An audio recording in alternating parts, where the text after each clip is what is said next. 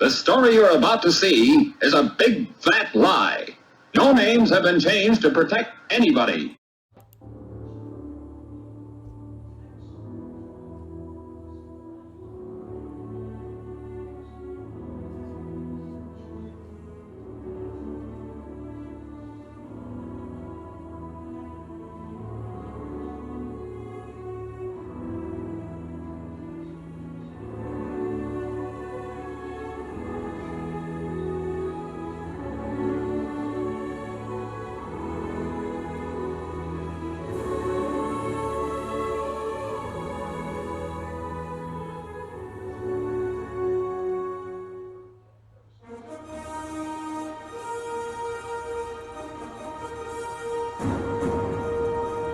There's no sports league unlike it anywhere in the world, where cartoons and football come together. This is the United States Cartoon Football League, celebrating its 40th anniversary.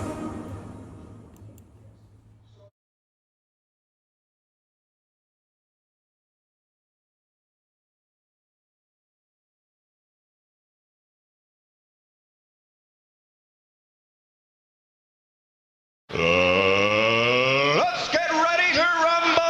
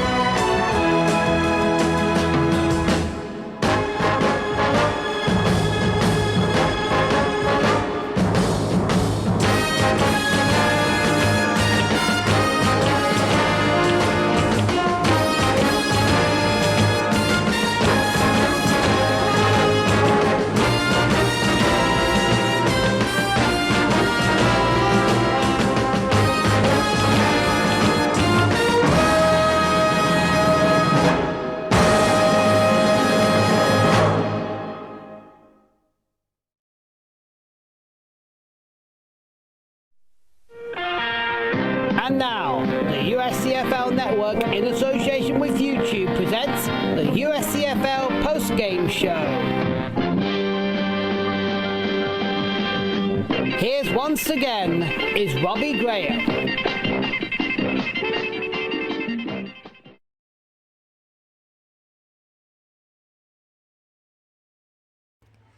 Greetings, cartoon and football fans. This is Robbie Graham of the USCFL Network, bringing you the action and highlights of our exclusive runner-up game of the USCFL's 40th anniversary season. The winner of this game will win the third place finish for 2021. Before we present the highlights of the game, we are giving you the answer to last week's trivia question and this week's question now, for we will not present a question for the Disney Bowl. We asked last week, how many possible game combinations are there in the USCFL? If you guessed 240 combinations, you are correct. It's simple math. If each team in the USCFL played against the other teams just once, there is a possible 240 games that will be played. 16 teams times 15 games is 240 games. Now for this week's question. The category is, you go to Disney World after you win. We play at Disney World to win. The degree of difficulty is All-Star. While the USCFL now plays the title game permanently at Disney World, two traditions happened at the same time in the NFL. The winning coach of the Super Bowl received the first Gatorade dunking, and the first time the game MVP said that now famous saying, I'm going to Disney World. The question is, which Super Bowl game MVP was the first to say, I'm going to Disney World? Is the correct answer A, Joe Montana of the San Francisco 49ers, B, Phil Simms of the New York Giants, C, Marcus Allen of the then Los Angeles Raiders, or D, John Riggins of the then Washington Redskins? We'll have the answer for you later in this video. After a brief pause, we will talk about and present the highlights of the runner-up game between the Filmation All-Stars and the Classic Cartoon All-Stars from San Francisco.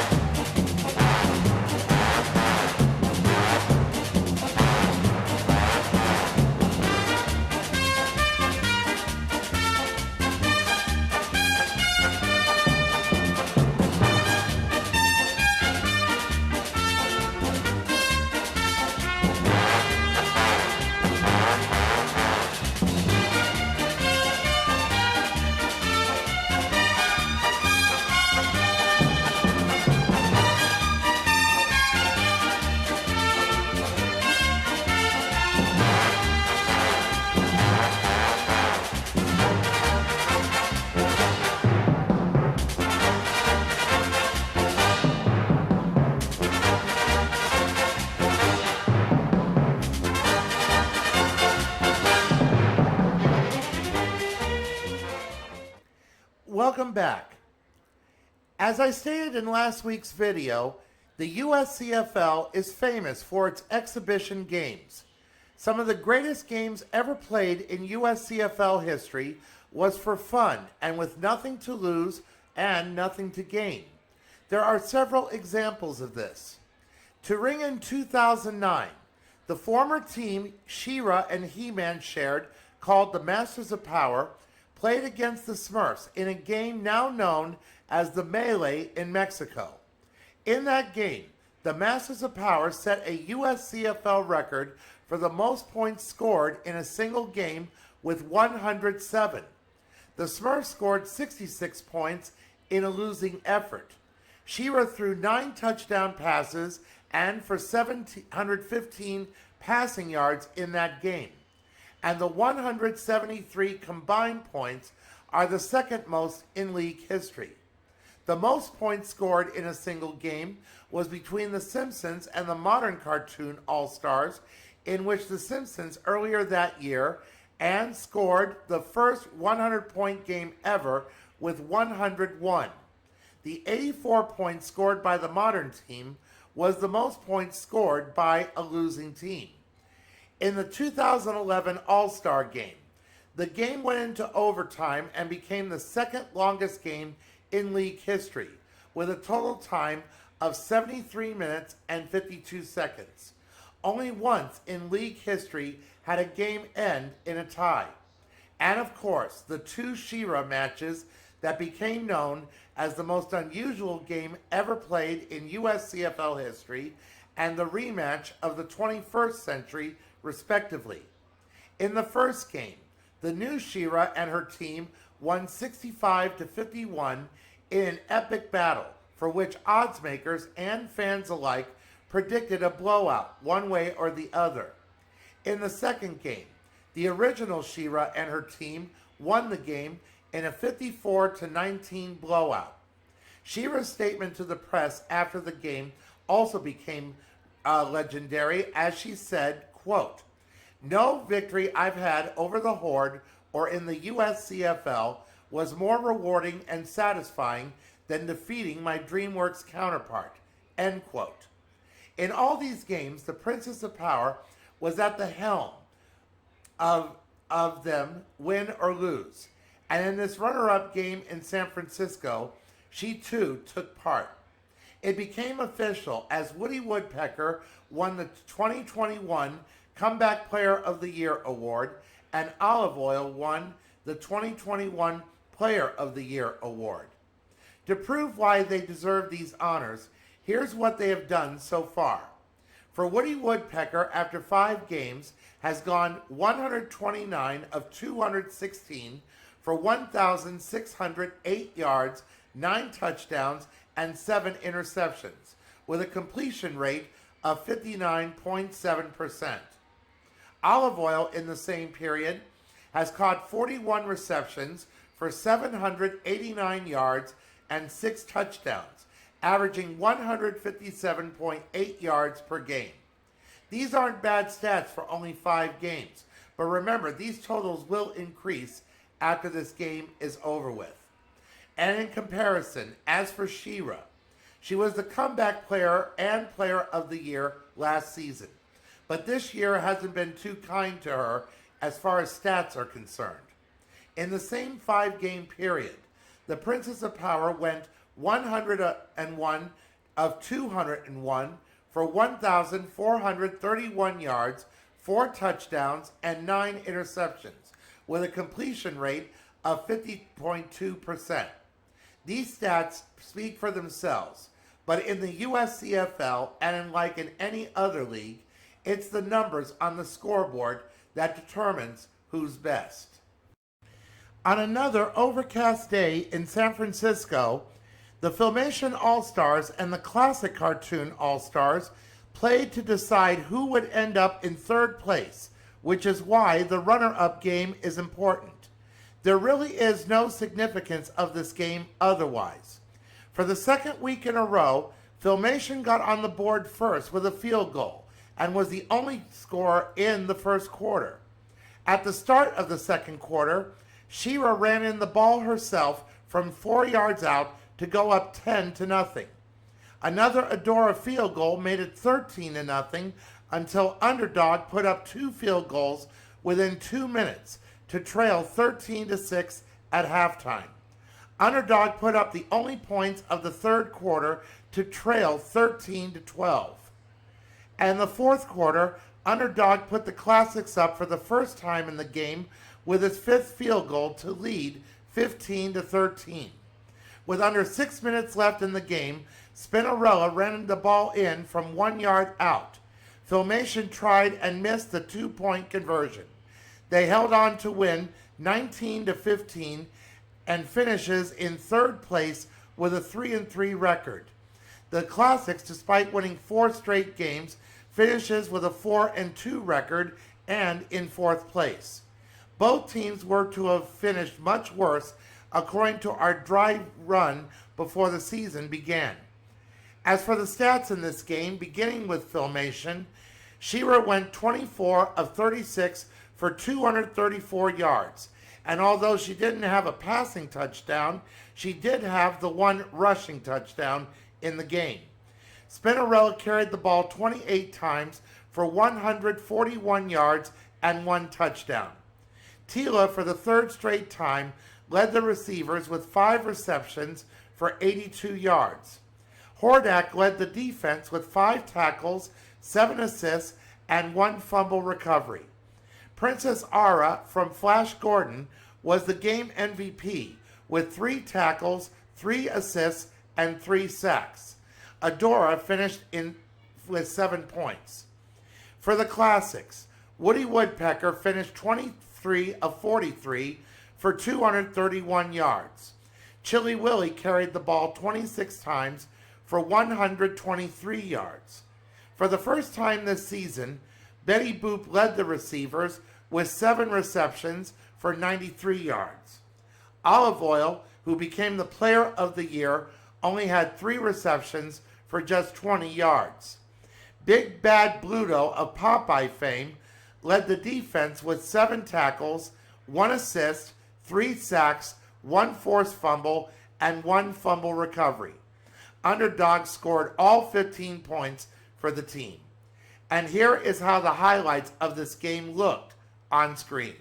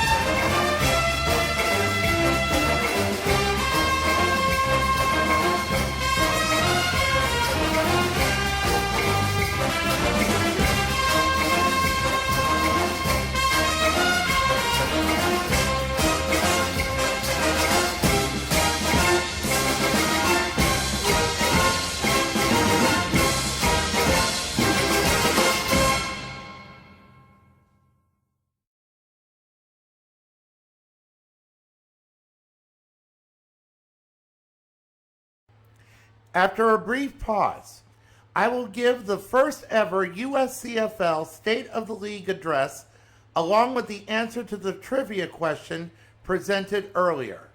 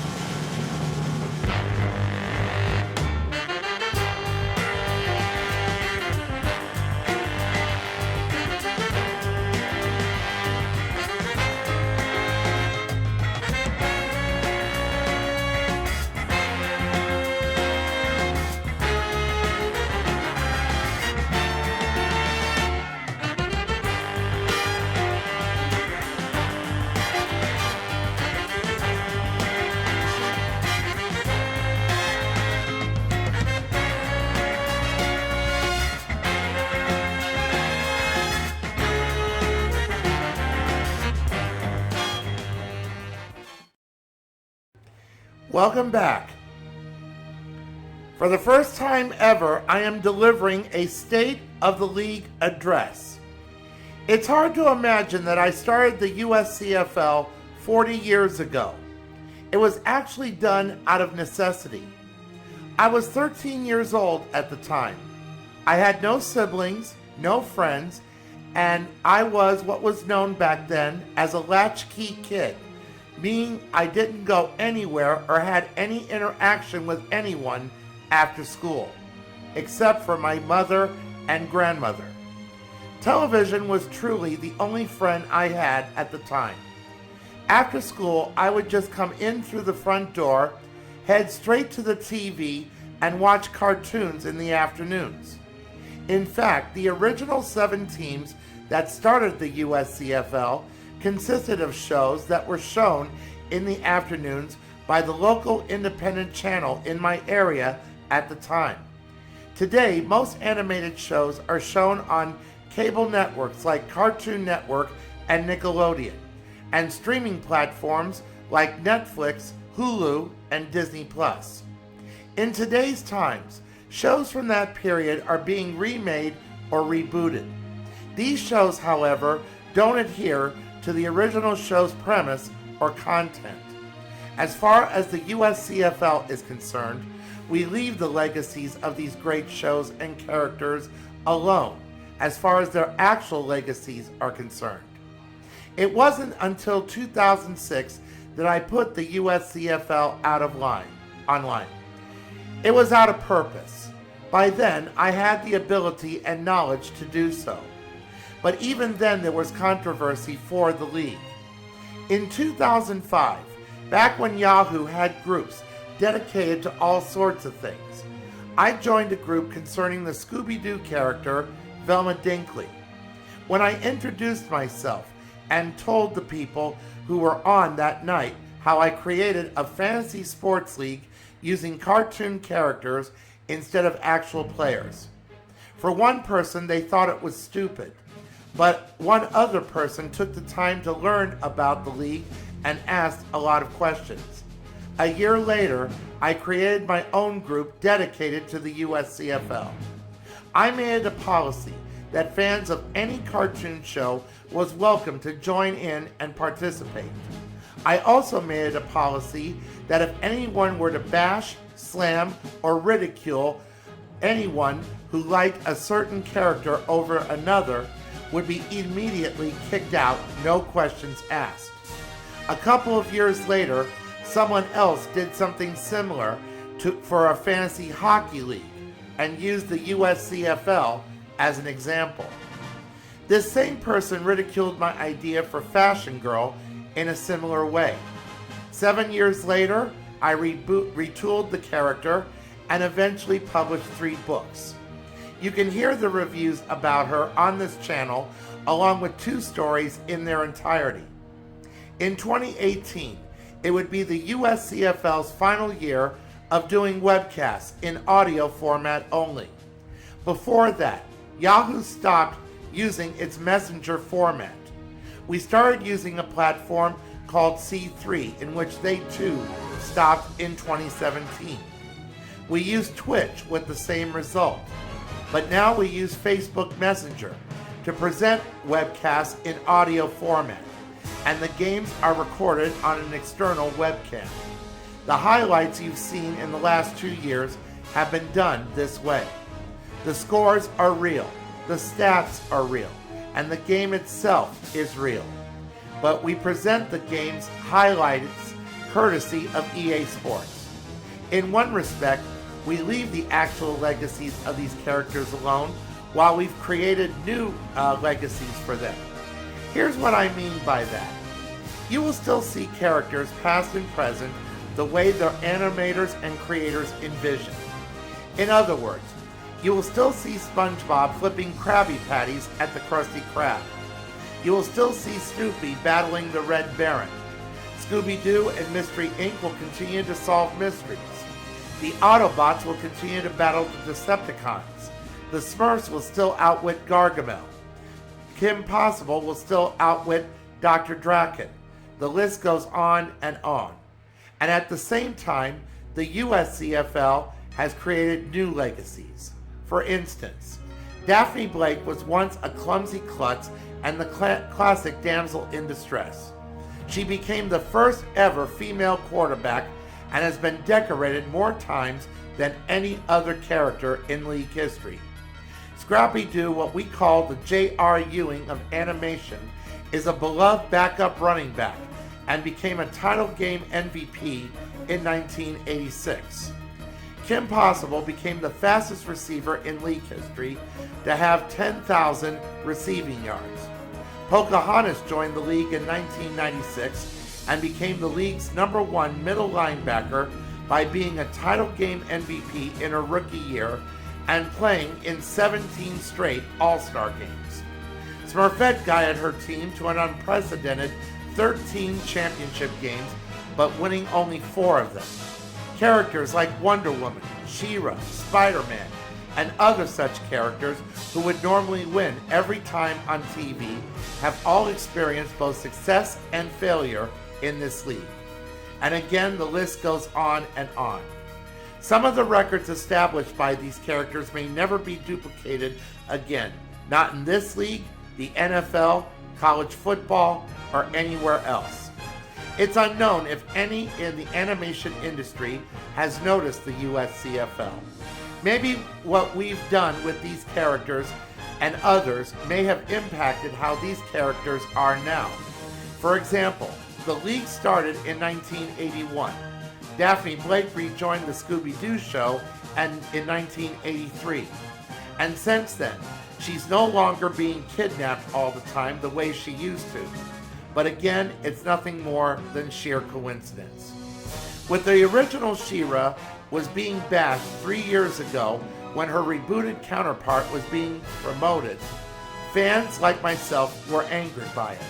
The way she was slut-shamed, accusing older male fans of using her like a centerfold in Playboy, throwing the animators, writers, and voice actors of the original series under the bus.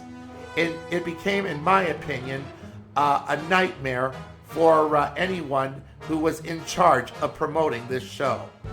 We didn't know about this right away, I admit. But once we found out about it, we did something about it in our own way, which was why we did 2 exhibition football games between them, along with 3 episode runoffs. We tried to be fair and unbiased about it. Personally, the new series was the worst animated show I've seen in my 50 years of watching cartoons since childhood. Before that, the worst show I ever saw, and I admit in rerun, was the Cartoon Network show Cow and Chicken. But as far as the USCFL was concerned, we gave the new She-Ra every possibility to stack up to her Filmation counterpart. As I stated in the Season 5 Showdown finale last year, the new series did have some potential, but when push became shoved, she just didn't have what it took to be the She-Ra people would know about in the future. As I wrote in my story about this called 2 Shades of Grayskull, I made the original She-Ra an actual person. how she would react to all this. What would her fans think? I made it where no fan she encountered had nothing but positive feelings and comments about her.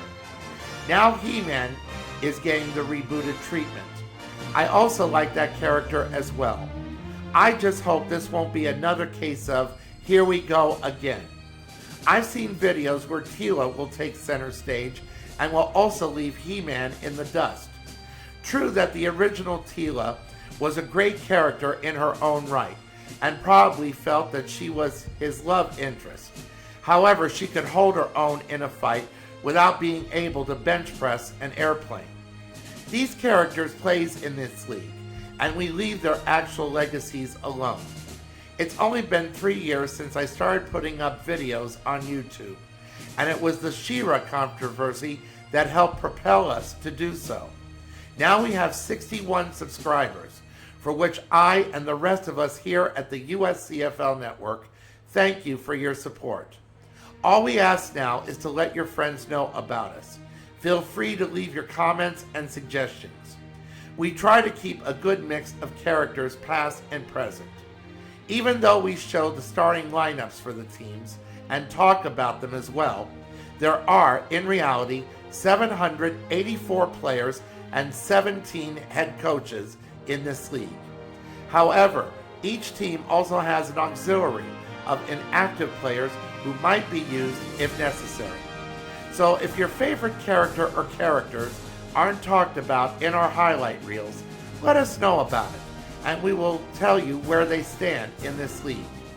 In conclusion, the USCFL's 41st season, as well as its 40th anniversary season, will end next Saturday with the first ever international championship game in league history. It will be the best game ever, as we will present the game in its entirety next Sunday. We will go into the off-season that Monday, July 26th, but we will still provide you with great entertainment. On Saturday, July 30th, we will do another episode runoff. This time, He-Man will be featured. This new series is the third reboot of the franchise. We have the complete series of the original 1983 show, along with the 2002 remake. Our remake was made in 1990 and was a different version of the series and won't be featured. We have the 1983 and 2000 series in our library of shows. It will be the first ever 3-show contest. Stay with us as we will present a tutorial video of how this will play out. Thank you again for making 2021 the best season ever in the USCFL. After one final pause, we will preview the Disney Bowl along with the answer to the trivia question, the last trivia question of the season.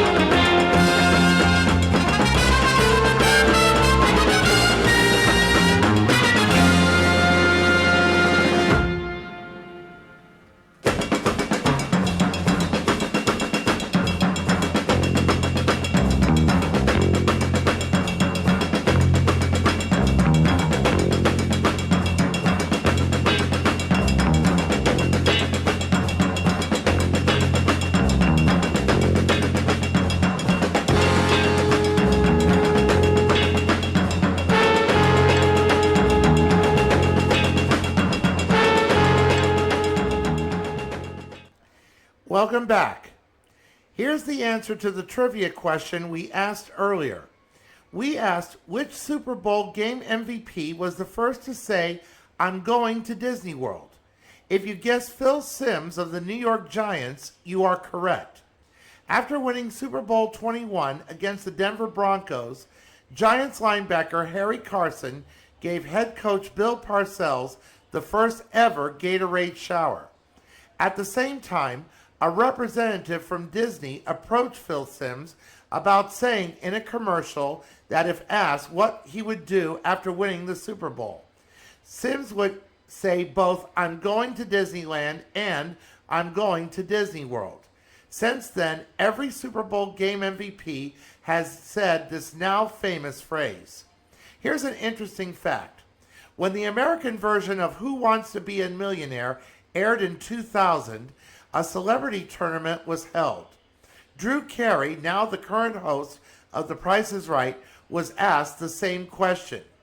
If he had answered it and was correct, he would have won $1 million for his favorite charity. He didn't know it and quit and won $500,000. He and Rosie O'Donnell were the only ones in the celebrity tournament to win that amount. And this will conclude our coverage of the runner-up game.